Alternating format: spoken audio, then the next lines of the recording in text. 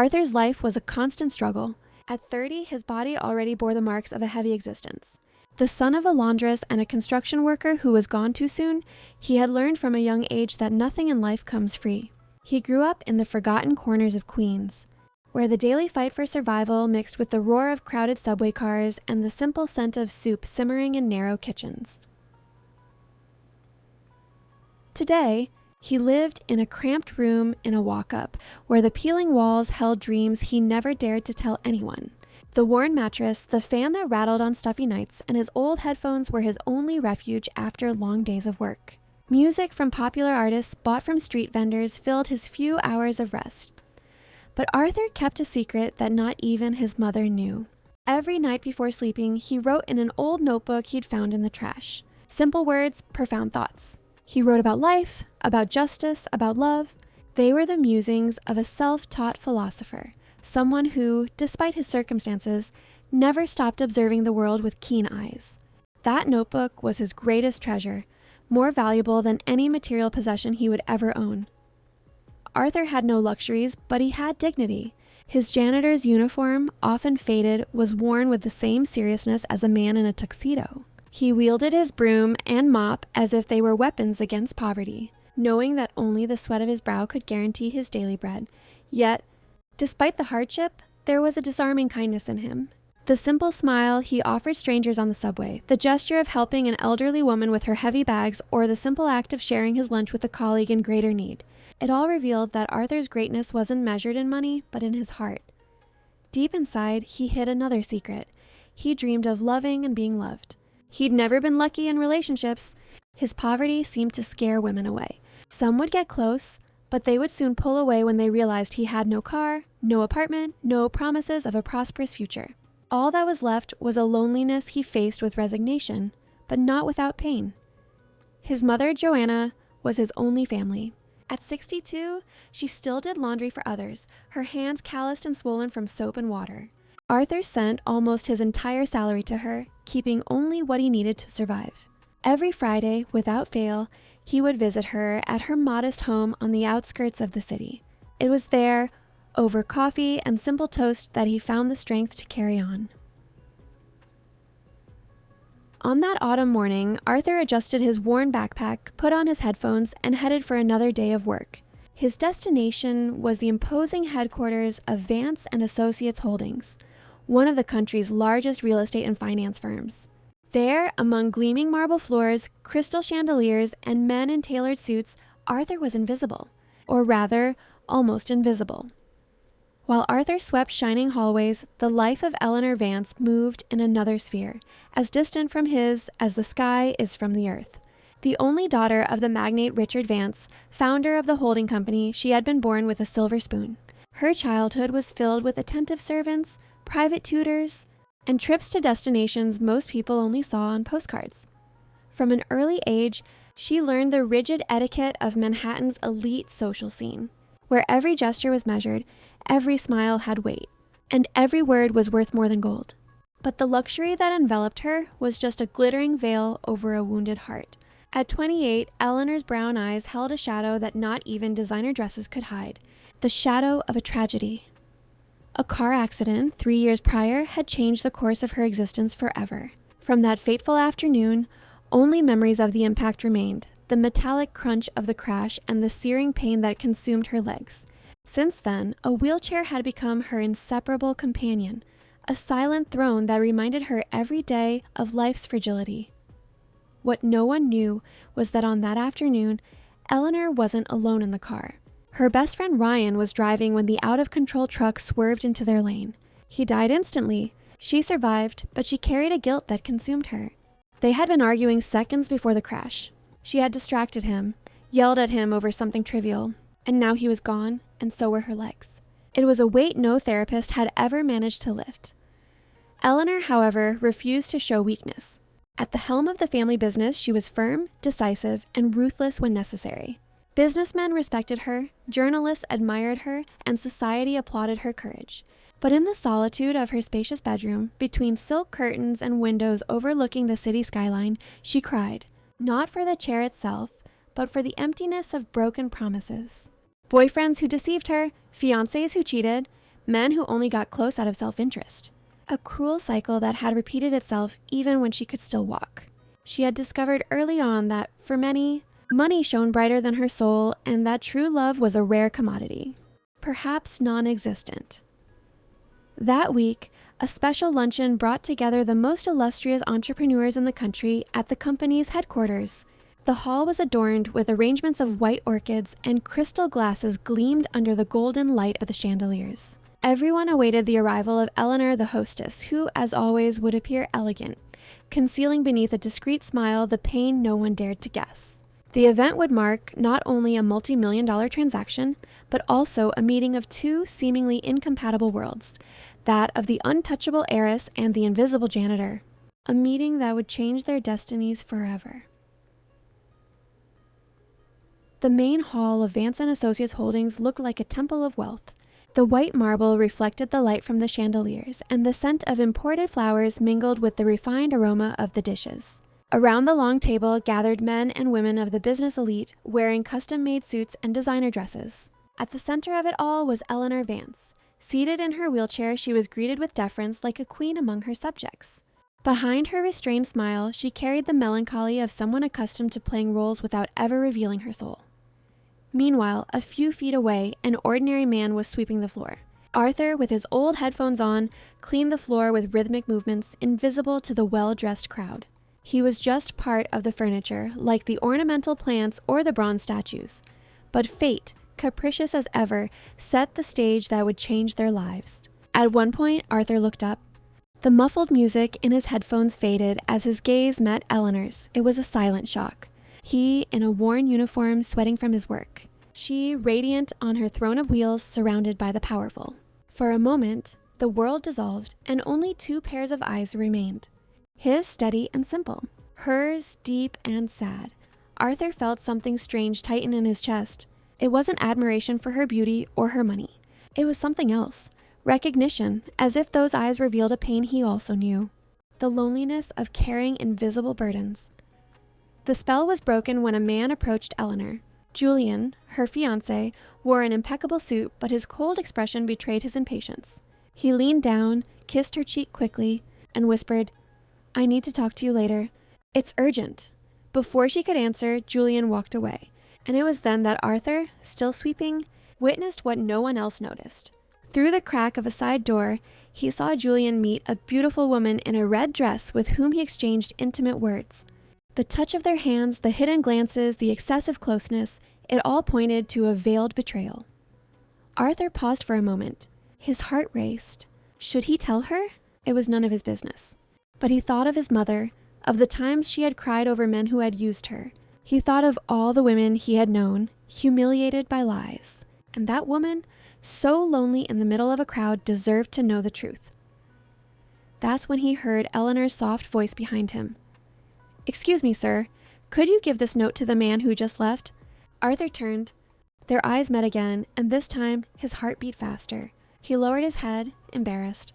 "Miss, I'm sorry. I can't. That's not my job." Before he could say more, Julian reappeared, and Eleanor noticed her smile was ignored.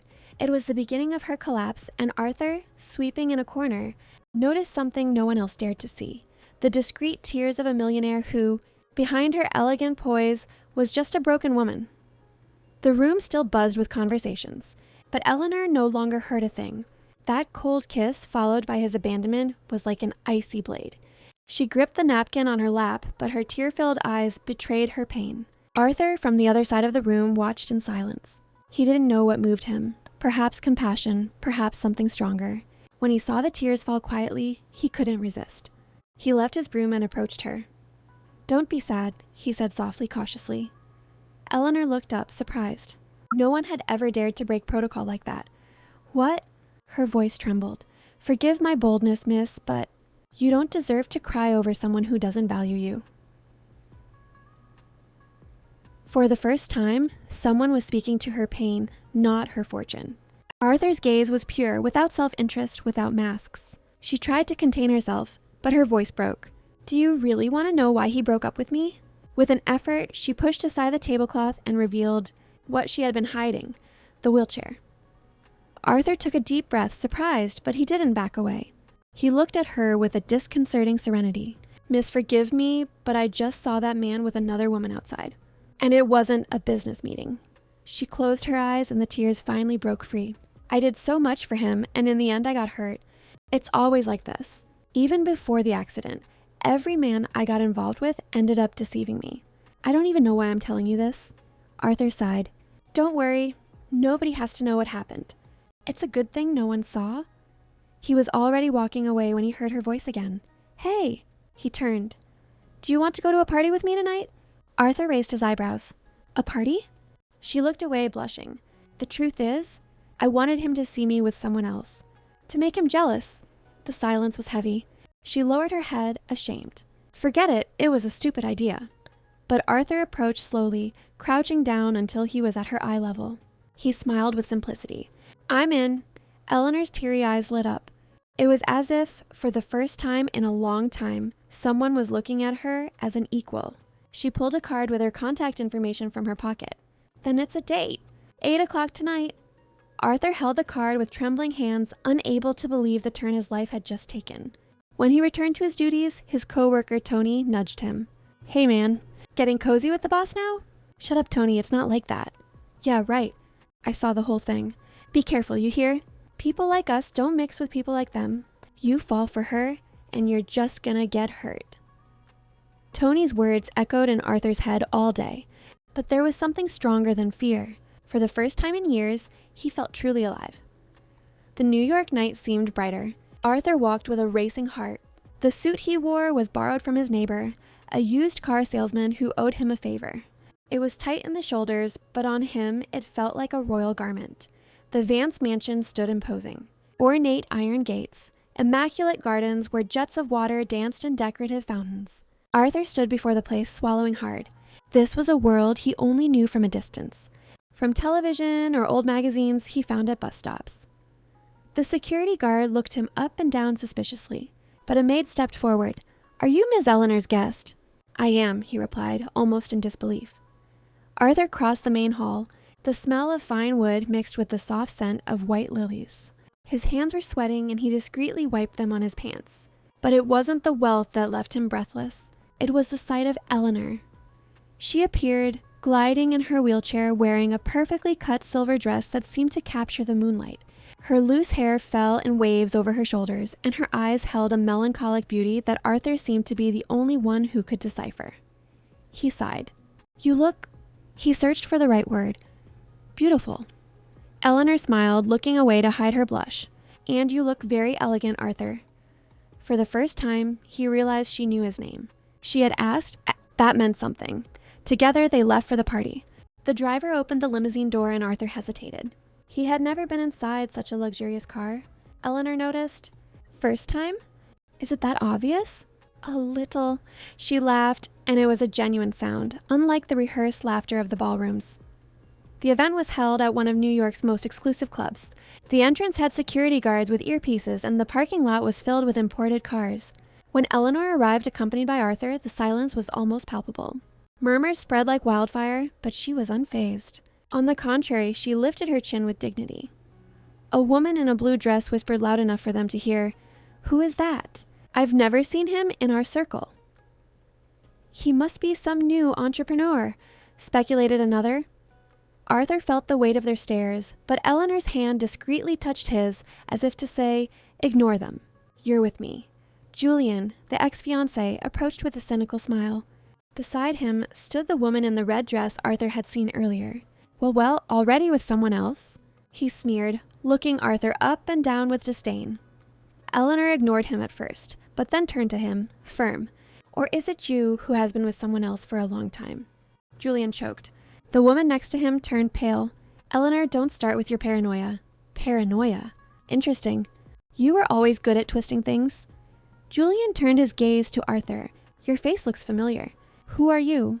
Arthur opened his mouth, but he felt Eleanor's delicate hand hold his. Ignore him, Arthur. You don't owe anyone an explanation. Julian's eyes widened. Arthur? Wait, you're the janitor from the company. He started to laugh, a cruel cackle that drew attention. Is this a joke, Eleanor? Are you dating the cleaning staff? In that moment, under the golden lights, the janitor and the millionaire became accomplices. It was then that Arthur, gathering his courage, leaned in and murmured, "I'm going to make you the happiest woman in the world." Eleanor laughed with a bitter tenderness. "Kid, after everything I've been through, do you really think I'm going to trust any man?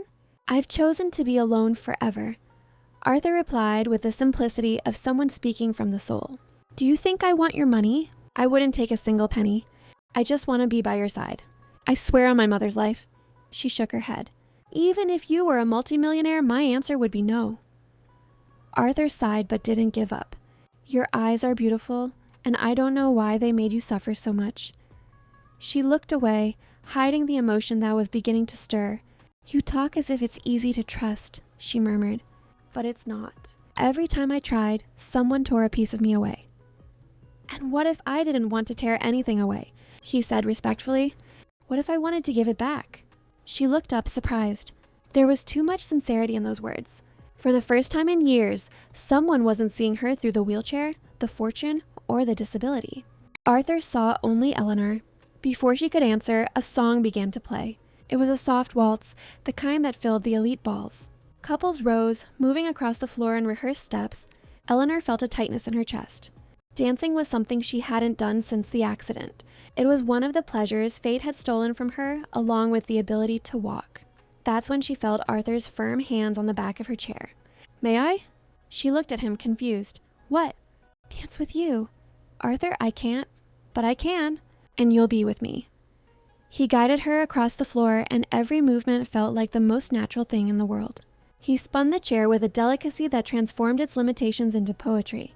The soft music enveloped them in a world of their own. For her, accustomed to looks of pity, that dance was a miracle. It wasn't about being able to walk. It was about being seen, being loved, being human. The entire hall fell silent, mesmerized by the scene. Even Julian, with all his arrogance, stopped to watch.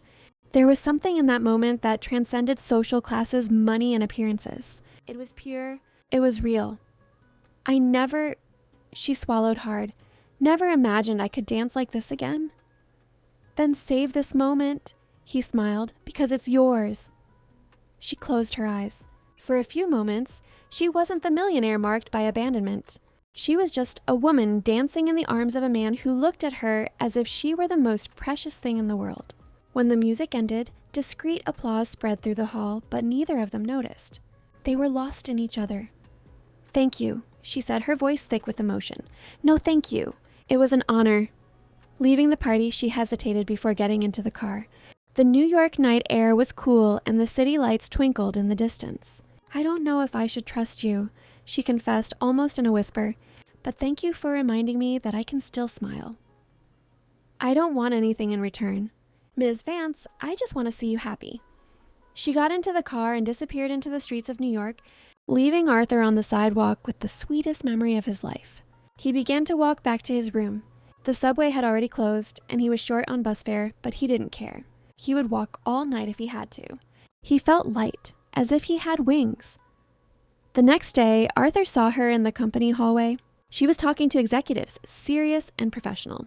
For a moment, he thought about walking past, but something pushed him forward. Without thinking, he approached. "You took me to a party. Now let me take you out to have some fun." The executives looked at him with disapproval. Who was this janitor interrupting a meeting? But Eleanor raised her hand, silencing them. "Meet me at the exit at 5. She said it and returned to her meeting, leaving the executives speechless and Arthur with a goofy grin on his face. At 5 o'clock, Eleanor appeared wearing completely different clothes from what she wore at work. At the park, she wore simple jeans and a basic white t-shirt with no brands or extravagance. Her hair was tied back in a ponytail and she wore large sunglasses. As he pushed her chair along the stone paths of Central Park, Arthur joked, "You don't want to be seen with me?" "No, it's that I don't want to be recognized." He smiled. "Relax, where I'm from, we don't usually know company owners. To be famous, you have to be on TV a lot." "Phew, what a relief." "I'll be your bodyguard today," he said, striking an exaggerated pose that made her laugh. They had ice cream from a street cart, the simple kind in a cone that melts quickly in the sun. Eleanor couldn't remember the last time she had eaten something so simple and so delicious. They sat near the lake, watching the ducks swim and the children run. "You know," she said, licking her ice cream, "I haven't done this since I was a kid." What? Eat ice cream? No, be normal. No obligations, no poses, no pressure. Arthur looked at her. So what's it like being rich? She laughed. Do you really want to know? I do. It's lonely. You never know if people love you or what you have. You live in fear of being used, and when you finally trust someone, her voice faltered. When you finally open your heart, you find out it was all a lie from the beginning. Arthur held her hand. Not everyone is like that. You're not, she admitted. Why? Because I know what it's like to be invisible, and I would never do that to anyone. They laughed until their stomachs hurt, talking about everything and nothing. She told him about the pressure of running a company, the endless meetings, the impatient investors. He told her about his walk-up, about Tony and his absurd advice, about his mother and her tired hands. You're a good son, she said. Your mother is lucky. One day, I'm going to get her out of that life. I swear. I don't doubt it. As they waited for the car, Eleanor sighed. I've never felt as happy as I do today. Arthur knelt before her. The sun was setting, painting the sky in orange and pink. The silence spoke more than words. Then their first kiss happened, a delicate touch full of respect and emotion. It was brief, but eternal. When they pulled away, Arthur whispered, I love you. Eleanor's eyes filled with tears. It was the most beautiful and the most terrifying thing anyone had ever said to her, and precisely because it was so intense, she was afraid. Eleanor looked away and moved her chair back. I'm sorry, Arthur, but I can't. The car arrived. She got in without looking back, leaving him alone, feeling the strength of the love already growing inside him. A year of silence passed, a whole year in which Arthur never forgot that kiss. He continued to work at the company, but Eleanor had disappeared from his sight. He heard from colleagues that she was traveling internationally, closing deals, avoiding spending too much time in New York. Arthur threw himself into his work. He started taking night classes, borrowing books from the public library. He learned about management, about finance, about the world that once seemed so distant. His mother noticed the change. Son, what's going on? I'm bettering myself, Mom, for me and for you. Are you hurting because of that girl? He didn't answer, but his silence said it all. The nights were the worst. Lying on his worn mattress, staring at the cracked ceiling, he thought of her. Was she okay? Did she ever think of him? Had she found someone else? The last question hurt the most. Tony tried to cheer him up. Forget her, man. Rich women aren't for us. That's dreaming too big. And who says we can't dream big? You can dream, but waking up hurts. But Arthur didn't give up. He saved every extra penny. He paid for an online Excel course, another for basic English. His mother thought he was crazy. Son, you already work so hard. Why kill yourself studying? Because I need to be more, Mom. I need to prove that I can. Prove it to who? He didn't answer, but he knew, to himself, and maybe, just maybe, to her. It was an ordinary afternoon when Arthur was cleaning an empty office on Park Avenue. The company rented spaces in various buildings, and this was one of the annexes.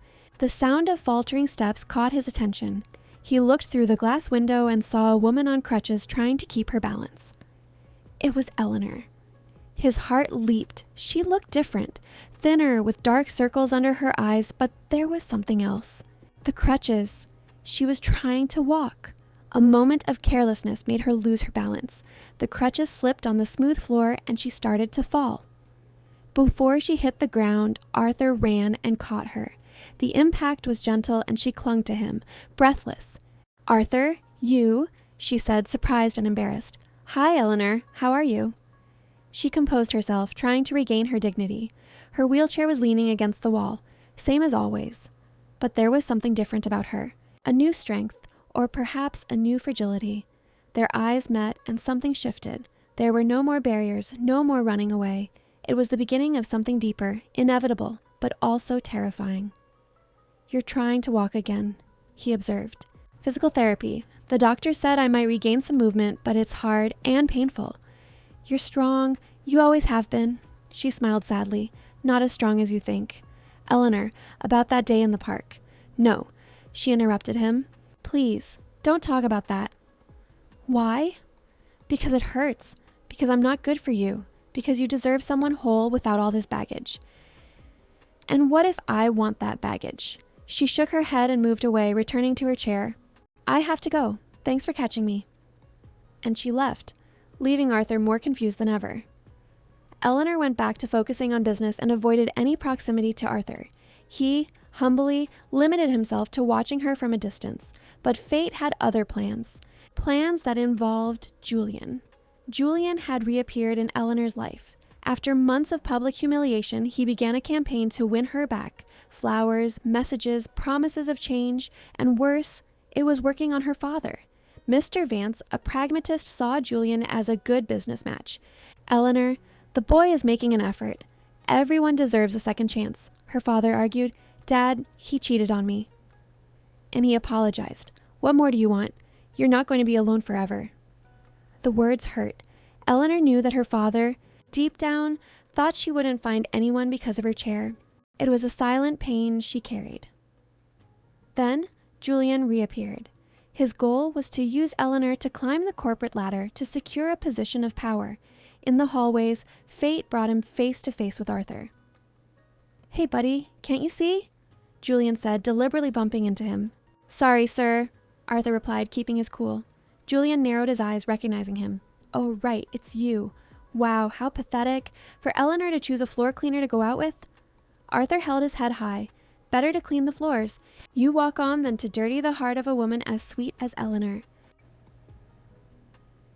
You think she'd want a guy like you? A nobody from the slums with no future? I'm more of a man than you'll ever be, and that has nothing to do with money. The provocation earned a violent shove from Julian. Arthur fell, hitting the marble floor hard. Pain shot through his back. Get out of my way, you piece of trash, Julian said before walking off. Arthur got up slowly, tasting blood on his lip, but he didn't retaliate. He wasn't a coward. He was smart. He knew any reaction could cost him his job. In the next hallway, Eleanor had heard everything. Her heart broke seeing Arthur humiliated like that, and even more so when she realized he hadn't fought back because of her, because of his job. That same afternoon, she sought him out. She found him cleaning an empty room, his lips swollen. Arthur! He turned, trying to hide the injury. Ms. Vance. I saw what happened. It's nothing. It's nothing? He assaulted you. It's part of it. People like me are used to it. That sentence cut Eleanor like a knife. It shouldn't be like this. But it is, and it's okay. I can take it. She came closer, gently touching his face. You shouldn't have to take it. Tomorrow night, come to my house for dinner. Arthur hesitated after a year she was inviting him again. Are you sure? Absolutely. The dinner was quiet. The table was set simply, very different from the usual luxury. It was just the two of them. No servants, no formalities. Eleanor had cooked the meal herself, something she rarely did. You seem down. Is everything okay? She asked, pouring him a glass of juice. Everything's fine, he deflected, but his eyes said otherwise. Arthur, the day after tomorrow, come back here, okay? He came back, and in the following days, he came back again. It became a routine. Silent dinners that spoke more than long conversations. Glances that carried unasked questions. Accidental touches that lasted a second too long. In the living room, they watched an old movie, a romantic comedy that made them laugh. When the screen went dark, they talked softly about everything and nothing. About dreams, fears, regrets. Do you know why I pushed you away that day? She asked suddenly. Because you were scared. How did you know? Because I was scared too. Arthur, overcome by the feeling that grew with each meeting, touched her hand. Their fingers intertwined, and for a moment the world stopped. Then slowly their lips met in an intense kiss, different from the first. This was a kiss of certainty, of surrender, of love. When they pulled apart, Eleanor had tears in her eyes. I tried to forget you. I tried so hard. Me too. And did you succeed? Not for a second. She laughed through her tears. I love you, Arthur. And that terrifies me. Why? Because I don't know if I can protect you. From the prejudice, from people, from my father. I don't need protection. I need you. They stayed together that night, talking until dawn. For the first time in years, Eleanor felt she could trust again, and Arthur felt he had finally found his place in the world. The next day, everything changed. Eleanor's father summoned Arthur. He froze. I'm screwed. He's going to fire me. In the office were Mr. Vance and Julian.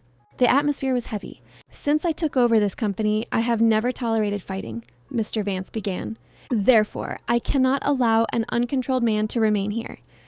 Julian stepped forward with a triumphant smile. Sir, as I already told you, this man assaulted me without reason and treated your daughter with prejudice. He said she was an invalid who didn't deserve respect. Liar. Arthur exploded. I would never say that. Silence. Mr. Vance cut him off. Arthur felt the floor drop out from under him. This was the end.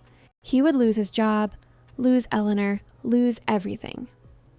As I was saying, Mr. Vance continued, staring intently at Julian, I will not tolerate deceitful and aggressive people in my company, and that is why I am promoting you, Arthur, to a senior position. The silence was deafening. Arthur's eyes widened. But sir, he's a slum-dwelling vandal, Julian protested, losing his composure. That's when Eleanor entered, pushing her own chair with a phone in her hand and a triumphant smile. I recorded everything, Julian. Every word, every push. My father knows everything. She showed the video on the screen. Julian turned pale. But, now get out of here immediately, Mr. Vance ordered, and be thankful I'm not suing you. A security guard escorted him out amidst the whispers in the hallways. Julian shouted threats, but no one cared. His reign of lies was over. Mr. Vance extended his hand to Arthur. My daughter told me about you, about your dedication, your character, and about how you treat her. I'm promoting you to a position where you'll earn more. Assistant manager, and if you prove your competence, who knows how far you'll go. I promise to do my best, sir. I hope so. And one more thing, son. Take good care of my daughter. She's suffered enough. I will care for her as if she were the most precious thing in the world. After her father left, Eleanor smiled. You've proven to be a trustworthy man. Congratulations. Thank you for believing in me. I always believed. I was just afraid to admit it. Weeks later, Arthur was wearing a suit and tie. It wasn't his relationship with Eleanor that made him grow, but his own sweat and dignity. He arrived early, left late, studied every document, every report. He impressed everyone with how quickly he learned. He attended college at night, studying business at a public university. He juggled work and study, slept little, but never complained. Over time, he became the director of operations. More importantly, he definitively won Eleanor's heart and the respect of everyone at the company. The day he proposed to Eleanor, he didn't have money for an expensive ring.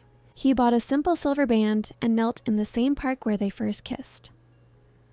Eleanor, I don't have castles to offer you.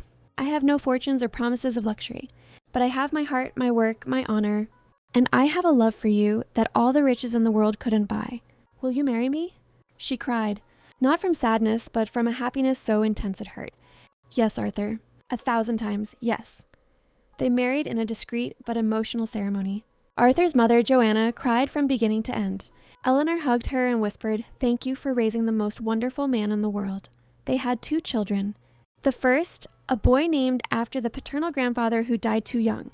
The second, a girl with her mother's eyes and her father's smile. Arthur also transformed his mother's life, giving her the dream house in a quiet neighborhood.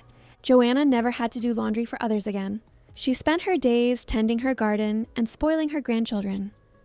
He never forgot his origins and made a point of greeting every janitor in the company by name, because he knew where he came from and because one day, with a broom in his hand, he learned life's most precious lesson. The value of a pure heart surpasses any fortune.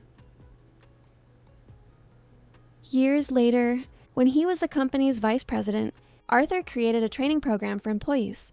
It offered scholarships, vocational courses, and opportunities for growth. Tony, his old colleague from the cleaning crew, was one of the first to benefit, becoming a maintenance supervisor. Eleanor, with constant physical therapy, managed to regain some movement in her legs. She never walked perfectly again, but she could take a few steps with crutches. And on the day she walked to Arthur on their wedding anniversary, without the chair, just leaning on her crutches, he cried like a child. "You are the strongest woman I know," he said, hugging her. "And you are the most incredible man I could have ever found." The story of Arthur and Eleanor became a legend at the company. The janitor who won the heiress's heart not with money or appearances, but with character, hard work, and true love. It was a story that proved that sometimes fate has better plans than anyone could ever imagine. And that love, when it's real, knows no barriers of class, money, or circumstance. It only knows the truth of two hearts beating in the same rhythm. Video ends with uplifting music showing a montage of their happy family moments. Outro, commentary. What a story, everyone. What a journey for Arthur and Eleanor. We started by following two worlds that should never have crossed. The janitor with dreams hidden in an old notebook and the heiress with a broken heart bound to a wheelchair. We saw a man who, despite having so little, possessed the greatest wealth of all, a heart of integrity, and a woman who, surrounded by power, discovered that true value isn't in what you have, but in the eyes of someone who truly sees you. This story showed us the cruelty of prejudice and the beauty of a love born from empathy. The love of Arthur, a man who used his strength not to impose himself, but to protect, to cherish, and to show a woman marked by betrayal and pain that she deserved to be loved for who she is. Now I want to hear from you. Which scene gave you the most chills? The first glance they shared in that luxurious ballroom, a silent meeting of two lonely souls. The unforgettable dance, where he proved that love doesn't need steps, only sync. Or that powerful moment when Eleanor used her intelligence to turn the tables, not only exposing her ex-fiancé, but elevating the man who truly deserved her. Tell me everything in the comments. If this story of overcoming the odds and improbable love moved you, don't keep it to yourself. Share it. Let's show the world that a person's value lies in their character, not their job title. And of course, feel free to suggest themes for our next story. A big hug and see you next time. And never forget, true love doesn't see the uniform, the bank account, or the wheelchair. It sees the heart. And a pure heart, my friends, is worth more than all the gold in the world.